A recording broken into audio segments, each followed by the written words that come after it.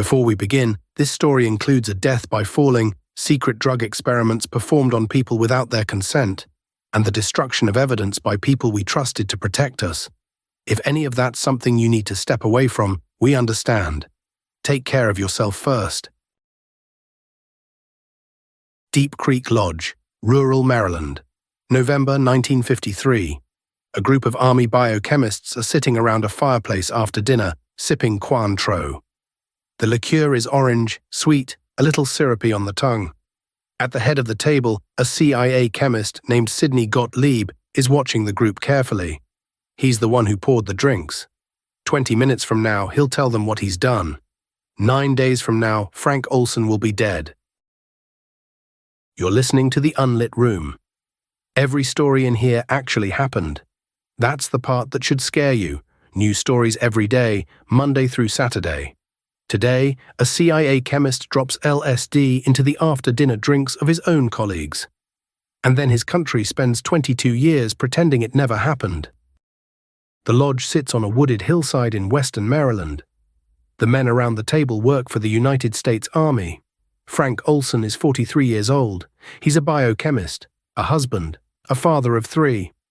He works on biological warfare. Tonight he's just a guy on a work retreat, drinking a sweet French liqueur and laughing at jokes told by men he trusts.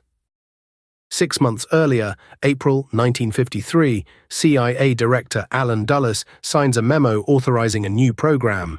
Bureaucratic name, sterile, Project M-Cultra. The mission, in Dulles's own words, is the research and development of materials capable of employment in clandestine operations to control human behavior. Translation: figure out how to make somebody do what you want. Make them talk. Make them forget. Make them confess. The man Dulles puts in charge is a 35-year-old chemist with a PhD from Caltech and a clubfoot that kept him out of the war. His name is Sidney Gottlieb. He's brilliant, soft-spoken, a vegetarian who raises goats on a Virginia farm. By all accounts, his colleagues find him kind. That'll matter later. Over the next 20 years, more than any other person, Sidney Gottlieb will define what the United States government is willing to do to its own citizens in the name of national security. It's worth saying this part out loud. Gottlieb wasn't a movie villain. He drove a beat-up Volkswagen to work. He liked folk music. He meditated. The architect of one of the most ethically compromised programs in American history looked in person like somebody's gentle uncle. That's the part that's hardest to sit with. Micro Cliffhanger 1. And the program he was building was about to walk into a hunting lodge in Maryland and never walk out. Back to the lodge. November 1953. 20 minutes after the Cointreau is poured, Gottlieb tells the men what they've just consumed. Most of them are furious. Most of them recover within a few hours. Frank Olson doesn't. In the days that follow, Olson stops sleeping. He paces the kitchen of his home in Frederick, Maryland in the middle of the night. He tells his wife Alice he's made a terrible mistake. He tells his boss he wants to quit. The CIA decides he needs treatment. They put him on a plane to New York. They send him to a doctor named Harold Abramson, a doctor who, it'll turn out later, is also working for the agency. They assign a chaperone, a CIA scientist named Robert Lashbrook, who reports directly to Gottlieb. On the night of November 28th, Olson and Lashbrook check into room 1018A at the Statler Hotel on 7th Avenue in Manhattan. Lashbrook would later tell investigators that he woke at 2:30 in the morning to the sound of breaking glass. A doorman finds Olson on the sidewalk outside the hotel, wearing only his underwear. He's still alive, barely. He dies a few minutes later. The official story, repeated for the next 22 years, is that Frank Olson, distraught and suffering from a severe LSD-induced break, threw himself through the closed window of his hotel room. His family is told only that he had fallen or jumped. They're not told he had been drugged. They're not told the CIA was involved. The case is closed in days. This is one of those stories where the more you learn, the smaller the world gets. The doctor in New York, Gottlieb's contact. The hotel, a CIA stop. The chaperone, Gottlieb's subordinate. There was no neutral ground anywhere in this story. Just the agency, watching itself. Micro cliffhanger 2.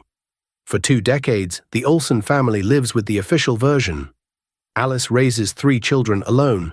Their son Eric grows up on the story that his dad killed himself in a moment of crisis.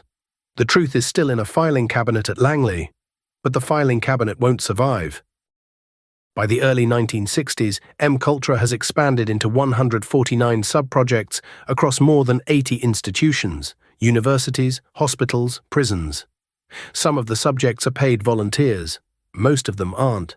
In Montreal, a psychiatrist named Dr. U.N. Cameron, the sitting president of the American Psychiatric Association, runs experiments at the Allen Memorial Institute. He calls his method psychic driving.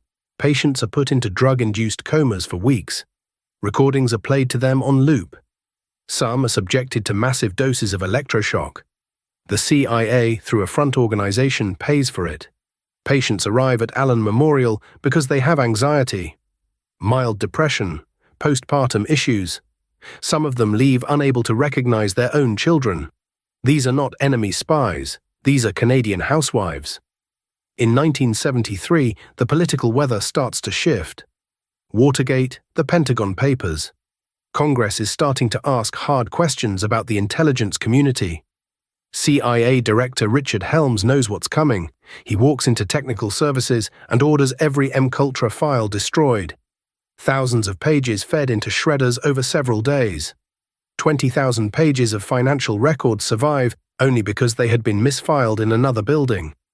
Everything else, the names of subjects, the protocols, the doctors, the safe houses, the deaths, gone. Helms doesn't wait for the questions to arrive. He makes the answers disappear first.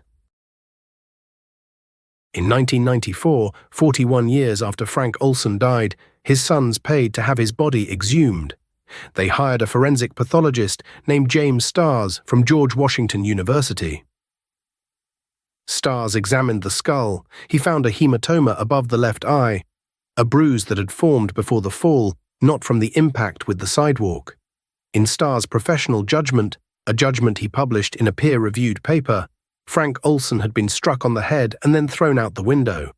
Sidney Gottlieb retired from the CIA in 1973. The same year his boss ordered the files destroyed.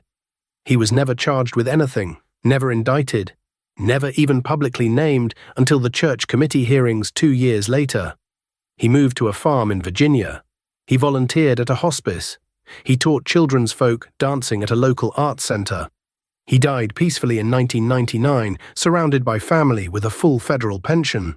The man who put LSD into Frank Olsen's drink lived another 46 years. Frank Olsen's daughter, who was 9 years old when her father died, testified before Congress. She said she'd give anything just to have a memory of him that didn't end with that window. There's a small plaque at CIA headquarters with Frank Olsen's name on it. It says he died in service to his country. The plaque doesn't say how. It doesn't say his death was paid for, his wife was lied to, his children were robbed of him, or that the man responsible spent his retirement teaching kids how to dance. The lesson the system took from M-Cultura wasn't that it shouldn't have happened. The lesson was that next time you destroy the paperwork first. When an institution can write its own history by burning the evidence, accountability becomes a thing the institution decides to give itself, in the doses it prefers. We only know about M-Cultura because someone misfiled 20,000 pages in the wrong building. Everything else, every other program, every other Frank Olsen, we don't know about. And the people who do aren't going to tell us. If this one kept you up tonight, good. New stories every day, Monday through Saturday. Subscribe so the next one finds you too. Follow the Unlit Room wherever you listen. Tell a friend who can't sleep, and maybe wait until they finish the episode before you tell them it's all real. Full story on the main channel. Follow if you're wide awake. That was the Unlit Room. See you in the dark.